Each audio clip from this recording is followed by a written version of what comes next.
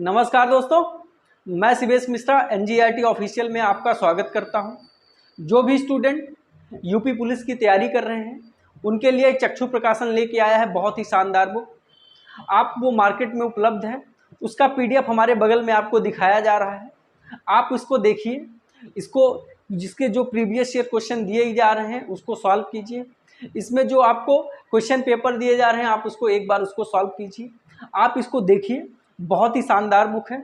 हमारी पूरी टीम ने इसको मार्केट में सर्च किया है, इसके हमने गहन पड़ताल की है, इसके बाद ये बुक आपको सजेस्ट की जा रही है। इसमें बहुत ही कम मात्रा में त्रुटि है, क्योंकि जैसा आपको पता होगा कि कोई भी ऐसा प्रकाशक ये दावा नहीं कर सकता है कि मैं 100% शुद्धता की गारंटी देता हूँ। कहीं पे ह्यूमन एरर्स की संभावना तो रहती है, लेकिन हमारी पूरी टीम ने इस पर बहुत ही अच्छे तरीके से इसमें रिसर्च किया है और ये पाया है कि ये लगभग 99% तक ये शुद्ध आपके लिए ये बहुत ही शानदार बुक हो सकती है। आप जो भी कक्षाएं इस क्लास के माध्यम से कर रहे हैं उसको अपनी नोट्स को मिलाएंगे और चक्षु प्रकाशन की जो बुक है जिसका पीडीएफ हमारे बगल में दिया जा रहा है, आप उसको अगर पढ़ेंगे तो आप पाएंगे कि आपसे एक भी क्वेश्चन आपसे बाहर नहीं जाएगा। तो जैसा कि आपको पता है कि यहाँ पर आपकी हिंदी की क्लासेस स्टार्ट हो चुकी हैं। इससे पहले हमने आपको 2 टॉपिक ख़त्म कर चुके हैं। उसमें हमने पहले आपको बताया था कि हिंदी भाषा का विकास कैसे हुआ था। उसके साथ ही साथ उसी क्लास में हमने आपको बताया था कि उत्तर प्रदेश की बोलियाँ क्या कह रही थी। उसके बाद हमने आपको बताया था कि वर्णमाला क्या होता है। वर्णमाला से संबंधित जितने सारे जो भी प्रश्न पूछे जाते हैं वो सारी की सारी चीज़ें आपको उसी वीडियोस में मिल जाएगी। उसको हमने 3 भागों में बनाया था, भाग 1, भाग 2, भाग 3 में। आप उसको जाके देखिए, हालांकि वो वीडियो सेपरेट है। जब वर्णमाला आप पढ़ेंगे तो आप तीनों वीडियोस को अगर देखेंगे तो वर्णमाला से संबंधित एक भी प्रश्न आपसे छूटने नहीं पाएगा। हमारी पूरी टीम आपको एक बेहतर नोट्स देने के लिए पूरी तरीके से प्रतिबद्ध है। हम आपके लिए बहुत मेहनत कर रहे हैं, इसीलिए आप मेहनत कर रहे हैं कि आपको जो मेहनत इधर उधर भटकने में आपको नहीं करनी पड़े, वो सारा का सारा समय आप अपने पढ़ने में दीजिए। आप हमारे साथ पूरी निष्ठा के साथ, ईमानदारी के साथ जुड़िए। हम पूरी ईमानदारी के साथ आपको जो भी स्टडी मटेरियल होगा वो आपको प्रोवाइड कराएंगे। हम भी आपके साथ उतनी ही मेहनत कर रहे हैं जितनी मेहनत आप अपने लिए कर रहे हैं। तो आप हमारे साथ जुड़िए, पूरा विश्वास रखिए हम पे। आपको जो चीज़ें बताई जा रही हैं आप उसको उसी तरीके से फॉलो कीजिए, आपका रिजल्ट 100% आएगा। आप जब हमें अपने आप को समर्पित कर देंगे तो हमारी ये जिम्मेवारी बनती है कि आपको कहीं भटकने ना दिया जाए। आपसे जो चीज़ें आपको रिक्वायरमेंट होंगी वो सारी की सारी चीज़ें आपको बताया जाए, वो चीज़ें आपको दिया जाए। तो हिंदी की क्लास में आपको अपने नोट से अलावा कहीं पे भी कुछ पढ़ने की ज़रूरत नहीं है। सारे के सारे प्रश्न आपको इसी नोट से मिलेंगे। तो आइए आज हम दूसरी क्लास शुरू करते हैं हिंदी की। हम इसमें बता रहे हैं कि शब्द रचना। आज का जो टॉपिक है शब्द रचना है। हमारी राइटिंग थोड़ी सी खराब है, थोड़ी क्या बहुत ही खराब है, आप इस पर मत जाइएगा। हम फिर भी कोशिश कर रहे हैं। शब्द रचना ये आज के टॉपिक का विषय है, शब्द रचना। तो शब्द क्या होते हैं? सबसे पहले हमने आपको बताया था कि वर्ण क्या होते हैं, वर्ण के बाद आपको बताया था कि वर्णमाला होती है। अब उसके बाद दूसरा नंबर आता है शब्द, क्योंकि वर्णों के सार्थक मेल को शब्द कहते हैं। जब कोई वर्ण मिलेंगे और उन वर्णों के मेल से कोई शब्द बनेगा और उसका एक अर्थ होगा तो उसको बोला जाता है शब्द। तो शब्द क्या परिभाषा अगर हम उसको कम शब्दों में देने की कोशिश करें तो शब्द क्या होते हैं? शब्द वो होते हैं कि ध्वनियों के मेल से बने सार्थक वर्ण समूह को शब्द बोला जाता है। ध्वनियों के मेल से बने सार्थक वर्ण समूह को शब्द बोला जाता है। ये शब्द रचना शब्दों के निर्माण में बहुत ही सहायक होती है। शब्दों के बनने की प्रक्रिया होती है। शब्दों की बनने की प्रक्रिया कैसे होती है तो आपको बताएंगे कि शब्दों के बनने की जो प्रक्रिया होती है वो 4 प्रकार से शब्दों के बनने की प्रक्रिया होती है। तो शब्द के निर्माण की प्रक्रिया, आप इसको लिख लीजिए। शब्द के निर्माण की प्रक्रिया कैसे होती है? पहला होता है आपका अर्थ के आधार पर।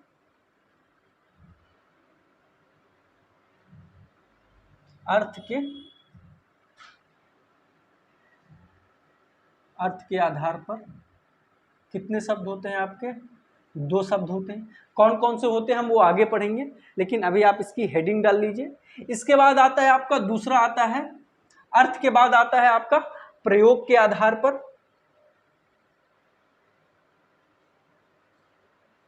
प्रयोग के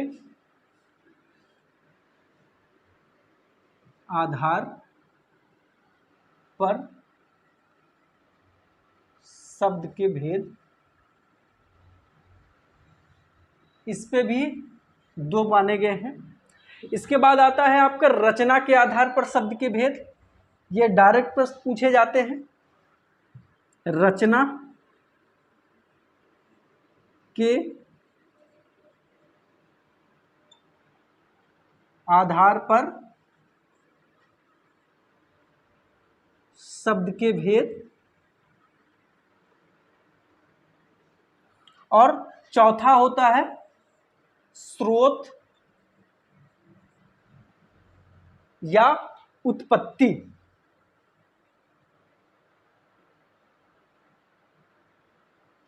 स्रोत या उत्पत्ति, इसको फिर से मिटा देते हैं, आप अच्छे से लिख देते हैं।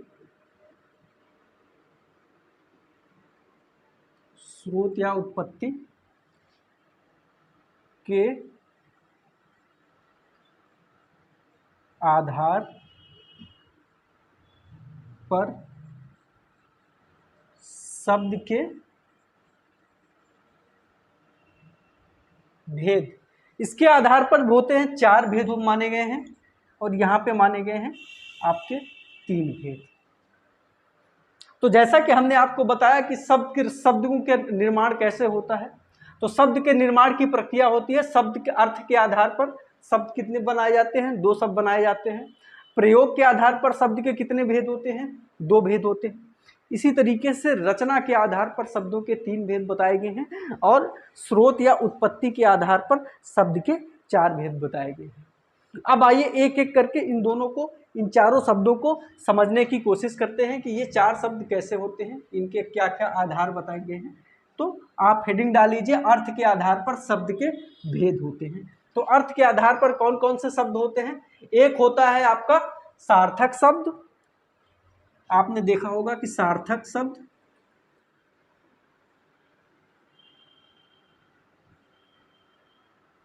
दूसरा होता है निरर्थक शब्द।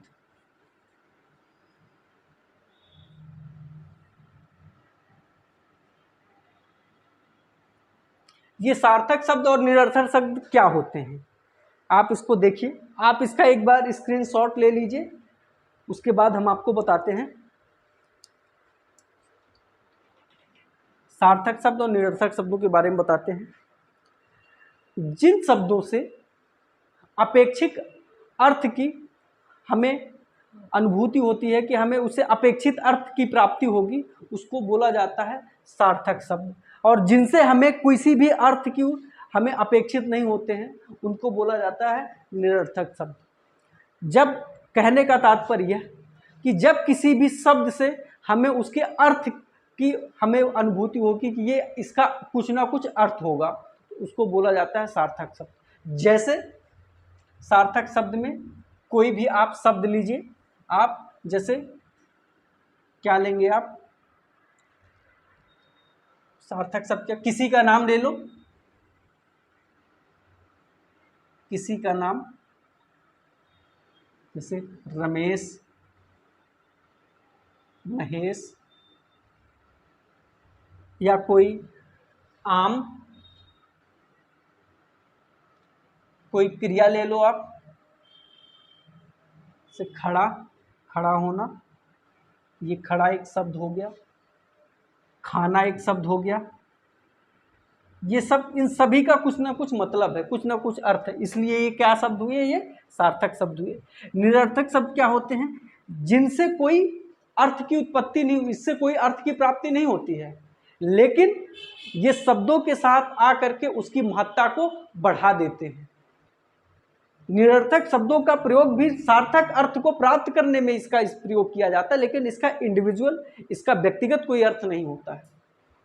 जब ये सार्थक शब्दों के साथ ये लग जाते हैं तो उसका जो उसमें जो उसकी ओज होती है उसको और बढ़ाने का काम करते हैं। जैसे आपने बहुत सारे सुना होगा कि खाना वाना खा लो। ये जो खाना शब्द है ये सार्थक शब्द है, और ये जो बाना ये निरर्थक शब्द है।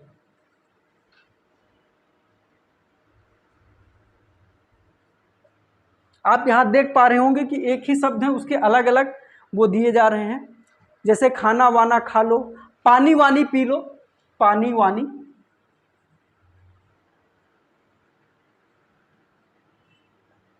ये जो पानी है ये सार्थक शब्द है, और ये जो वाणी है ये निरर्थक शब्द है। लेकिन जब ये वाणी पानी के साथ प्रयोग हो रहा है, यानी सार्थक शब्दों के साथ, तो ये इसके उसमें एक अलग अर्थ की प्राप्ति दे रहा है। खाना वाना, खाना वाना, पानी वानी, ये क्या हुआ? एक सार्थक हुआ, एक निरर्थक शब्द हो गया। अब इसके बाद हम आते हैं दूसरे शब्द में आते हैं कि ये दूसरा शब्द कैसे होगा।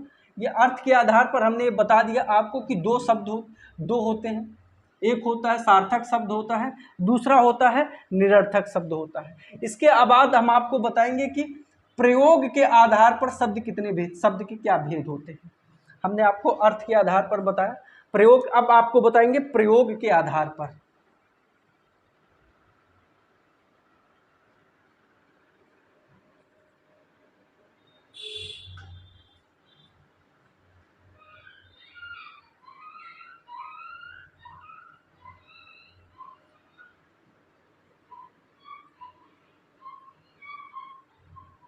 प्रयोग के आधार पर भी शब्द के दो शब्द होते हैं। एक शब्द होता है विकारी शब्द, एक होता है अविकारी शब्द।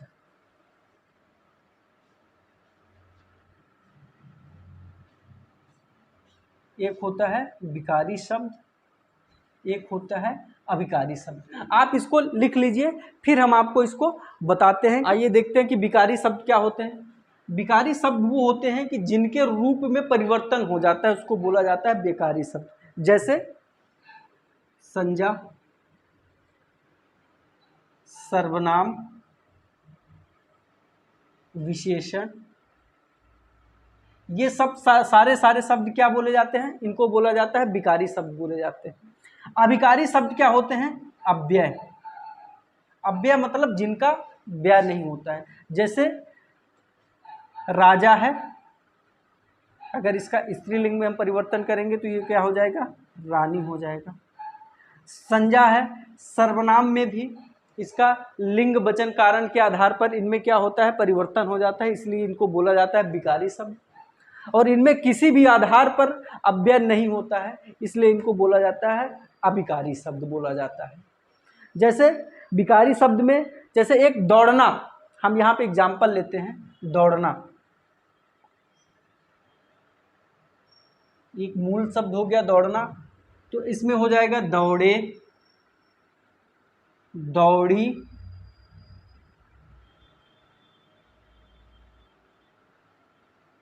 एक ही शब्द है लेकिन इसमें से हमने क्रिया को बदल दिया तो इसके दो शब्द हो गए। दौड़े हो गया, दौड़ी हो गई।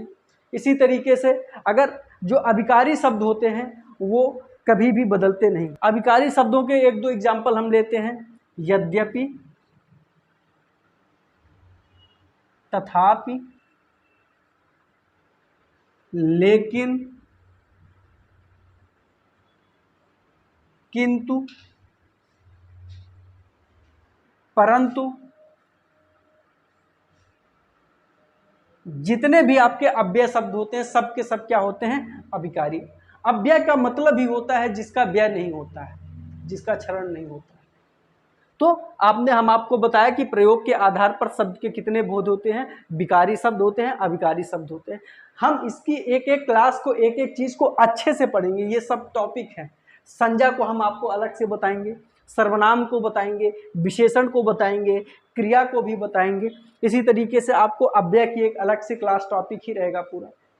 तो एक आपको एक इसका ढांचा तैयार किया जा रहा है कि आपको ये पता हो जाए, यहाँ से डायरेक्ट प्रश्न पूछे जाते हैं, इसको ये पता हो रहे कि शब्द के कितने प्रकार होते हैं, किस किस तरीके से वो शब्द होते हैं। उसके बाद इसको अलग से इसकी सेपरेट क्लासेस आपकी चलेगी।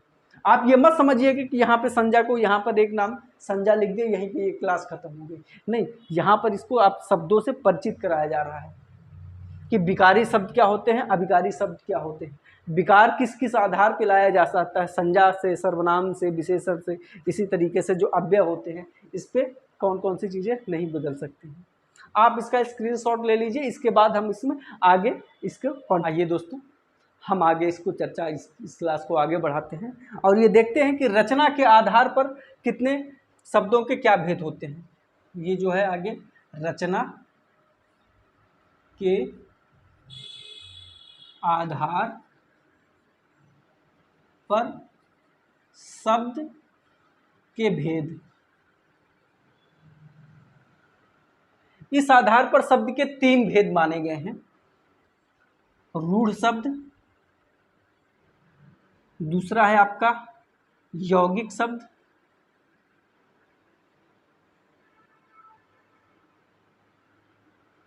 और तीसरा है आपका योग रूढ़ शब्द।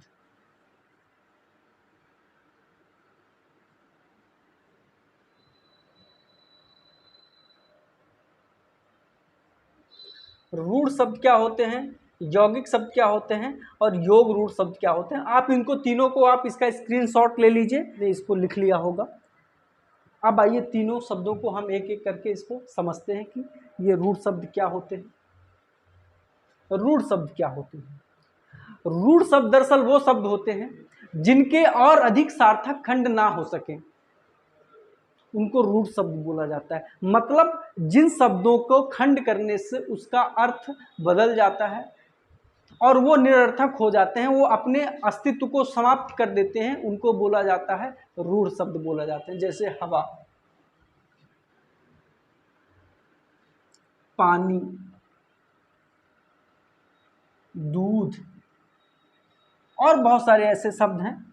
अगर आप इनमें से इन दोनों शब्दों को अलग कर देंगे, इसका खंड अगर आप करते हैं तो ये अपना अस्तित्व समाप्त कर देते हैं, इनका कोई अस्तित्व नहीं रह जाएगा, इनको बोला जाता है रूढ़ शब्द। यौगिक शब्द क्या होते हैं, यौगिक शब्द वो होते हैं जो 2 शब्दों से मिल के बने होते हैं, उनको बोला जाता है यौगिक शब्द बोला जाता है। जैसे राजमाता, एग्जाम्पल लिखिए, राजमाता। यहां पे राज एक शब्द है, माता अलग शब्द है, लेकिन राजमाता 2 शब्दों से मिल के बना है। राज का भी अपना एक अलग महत्व है और माता का भी अपना एक अलग महत्व, और दोनों का अपना अलग अलग अर्थ भी होता है। अगर हम इसको खंड भी करते हैं, इसको अगर हम टुकड़ों में बांटते हैं, तो इसका ऐसा नहीं है कि इसके जो 2 टुकड़े होंगे या जो 2 शब्द अलग निर्माण होंगे तो उन 2 शब्दों का कोई अर्थ नहीं निकलेगा। यहाँ पे राज का भी अर्थ निकलेगा, माता का भी निकलेगा। इसी तरीके से दूध वाला, ये हो गया। राष्ट्रपति, आप ये सारे शब्द देख रहे होंगे कि ये शब्द, अगर इन शब्दों को खंडित किया जाएगा तो इनके जो खंडित करने के बाद जो दोनों शब्द बनेंगे, उन दोनों शब्दों का अपना एक अलग महत्व होगा, वो अपने अर्थ को नहीं छोड़ पाएंगे। जबकि रूढ़ शब्दों में अगर इसको खंडित कर दिया जाए तो इसका अर्थ समाप्त हो जाएगा। अब तीसरा आता है कि योग रूढ़ शब्द क्या होते हैं। योग रूढ़ वो शब्द होते हैं जो 2 शब्दों को मेल से तो बने होते हैं, लेकिन उसका अर्थ एक विशेष क्षेत्र में होता है। जैसे दशानन, 10 आनंद, ये कौन सा शब्द हुआ, यौगिक शब्द हुआ। एक हो गई 10 और दूसरा हो गया आनंद, ये 2 अलग अलग शब्दों से एक नया शब्द बना है।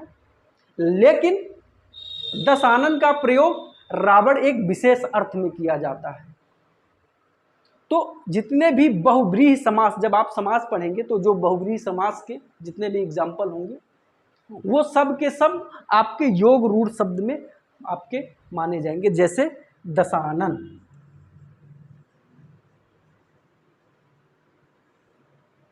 नील कमल,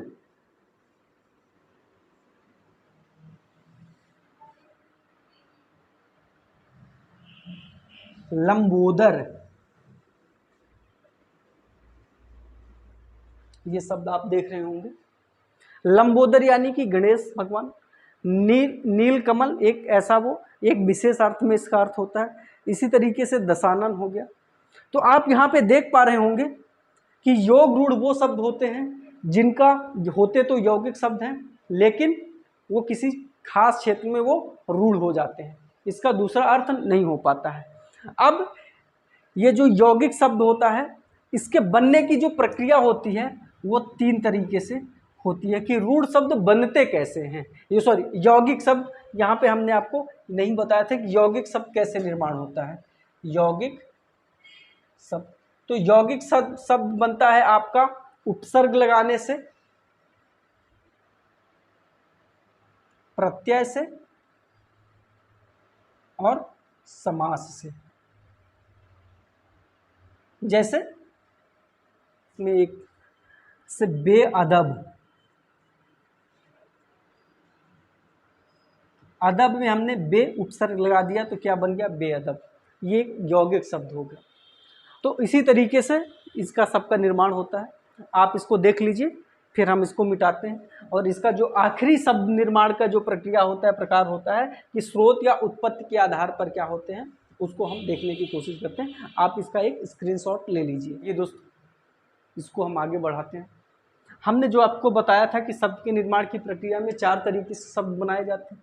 इसमें हमने आपको 3 तरीके से बता दिए थे कि अर्थ के आधार पर शब्द के क्या भेद होते हैं, प्रयोग के आधार पर शब्द के क्या भेद होते हैं, और रचना के आधार पर शब्द के क्या होते हैं। और इस पे अब इस कड़ी का ये चौथा और अंतिम है कि उत्पत्ति या स्रोत के आधार पर,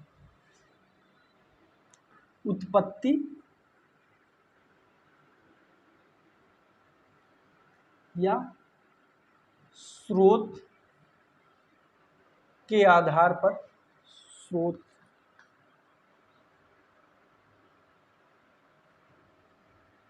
के आधार पर शब्द भेद। तो उत्पत्ति और स्रोत के आधार पर शब्द के भेद क्या होते हैं, जैसे कि आपको ये पता होगा कि इसमें आता है, पहले नंबर पे आता है आपका तत्सम शब्द,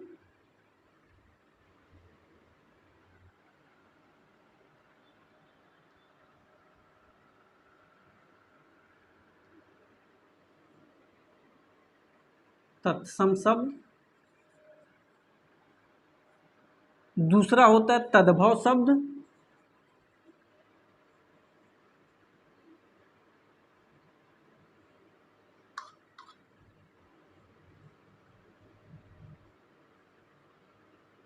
तद्भव शब्द। तीसरा होता है देशज शब्द। चौथा होता है विदेशज शब्द। एक पांचवा भी होता है आपका संकर शब्द, लेकिन जब आयोग ने इसको पूछा है तो आयोग ने सिर्फ 4 को ही माना है, तो आपको 4 लिखना है। लेकिन संकर शब्द के उदाहरण पूछ दिए जाते हैं कि कौन सा संकर शब्द का उदाहरण है, तो आपको ये पता रहना चाहिए कि इसमें से कौन कौन से होते हैं। तत्सम शब्द क्या होते हैं? तत्सम शब्द वो होते हैं जो किसी भी भाषा के मूल शब्द होते हैं, उनको तत्सम शब्द बोला जाता है। इसका एक ये परिभाषा है कि किसी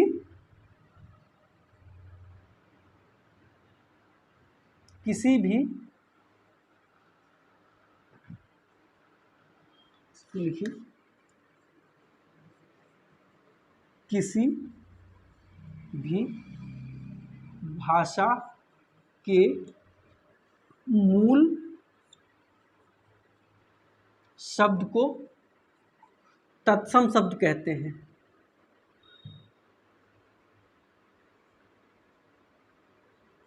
तत्सम शब्द कहते हैं।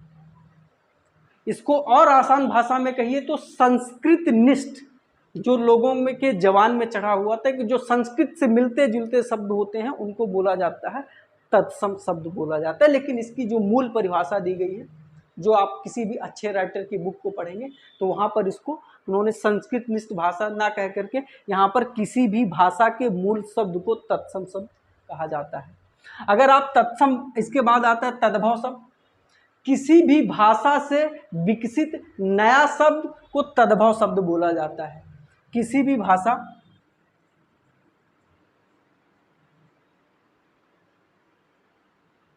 भाषा से विकसित नया शब्द उसको तद्भव बोला जाता है। तद्भव बोला जाता है।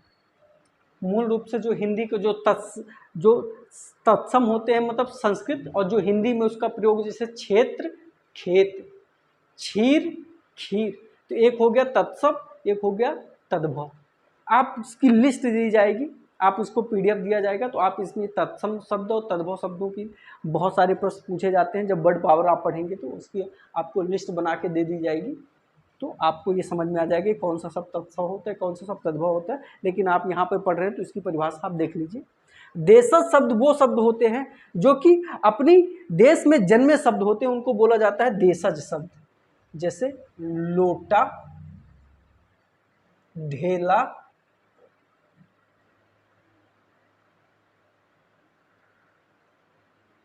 ढेला,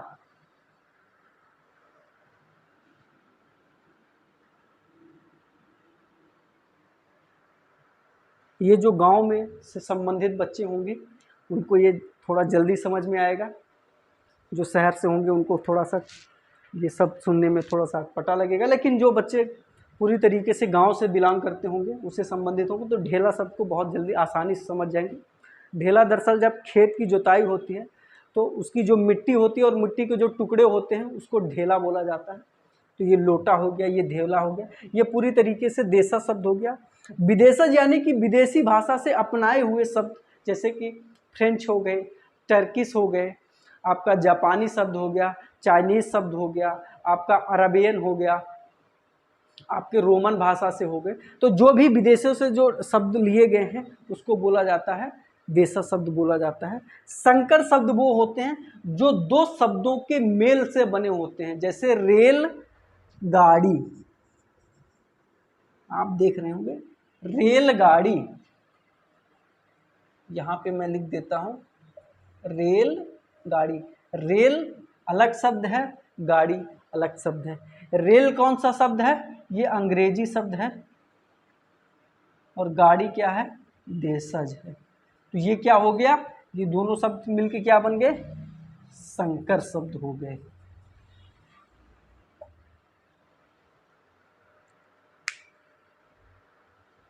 तो आपने ये देखा दोस्तों, आज की ये क्लास यहीं पे समाप्त होती है।